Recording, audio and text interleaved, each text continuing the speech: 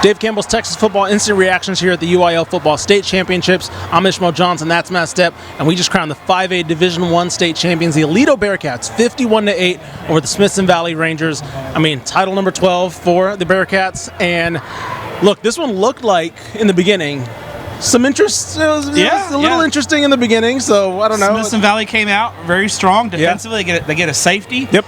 Get an interception.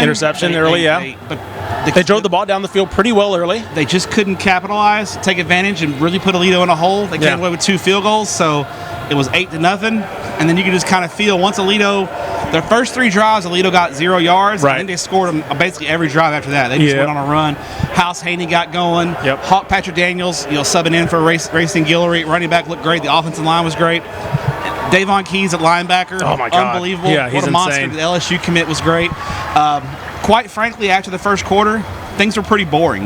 I mean, it's not anything bad. It's just Aledo was so dominant. The game wasn't in doubt. The game was never in doubt, and it was just like, how bad is it going to get at this point? Aledo just the machine got online, and Aledo just went full Aledo. If you would have told a Smithson Valley fan that they would have forced a fumble, got a pick, forced a safety, and then had 2 shots inside the end zone or inside the 10, you would have thought, awesome, that's exactly how we want to start, right? But then you tell them that they only got 8 points from that. Yeah, that's the issue, right? When you have Aledo on the back foot, you got to be able to. That's how College Station beat them a couple years ago. Mm-hmm. Put them on the back foot, made them kind of get out of their game, maybe make some adjustments, and all of a sudden, Robbie Jones looks up. He's like, man, after that wild start, we're down 1 score. Yeah, right. Now there's 1 touchdown. Right, 1 touchdown and a 2-point conversion, and they went down and scored, and then they went up and took the lead, and then they never lost the lead. Scored again.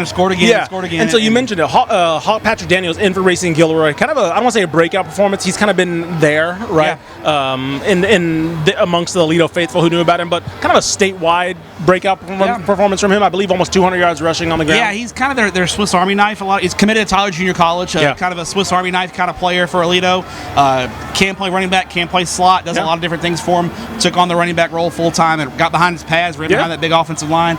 And after a slow start, did a great job. And it was just a virtuoso performance. A second straight real dominant state title win for Aledo. Robbie Jones' first title as head coach after getting promoted. Title number 12 for Aledo. It's like old hat. It felt like, especially this year. Yeah.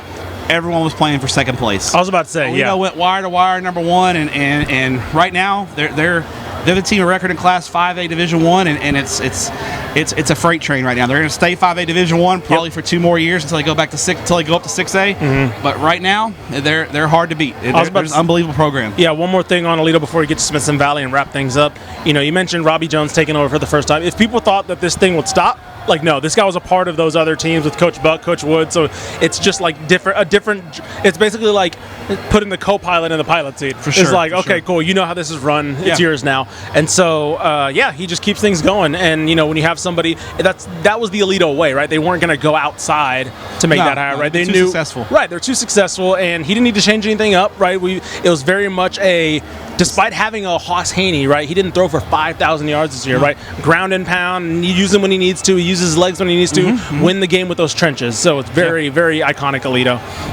So on Smithson Valley, though, for a while now, it's probably since Steele against DeSoto.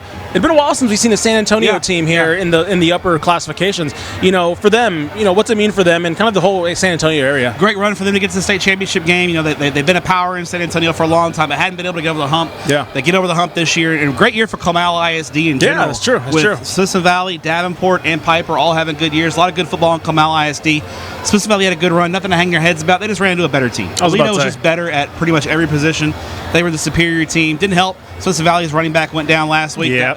That hurt them. They just didn't have any offensive punch. Right. The defense played well early, got worn down, and Aledo was just flat out better. Yeah, and Coach Hill as well. Good. Again, just good to see coaches like him get their due up here on the stage, and new blood. I'm always like to see new blood up here, right? We don't see a team like Smithson Valley a lot. A team with history, a team with pedigree. So, look, that's a way to wrap up Friday as we head into Saturday. South Dallas. I was about to say South Dallas Saturday coming up. Yeah. We're probably starting off with a pretty big crowd, and if things go, I think, according to how they hope, we probably won't see that crowd diminish. Kind of how we've seen the fluctuations go. I think we're going to see big crowds all day tomorrow. It's going to be crazy. So get here early if you can. Yeah, we're 75% of the way way through with the season. We got one more day to go. TexasFootball.com. We'll be here wrap up 5A early tomorrow, and then we got 6A to close it out. So keep it locked. DCTF on Twitter.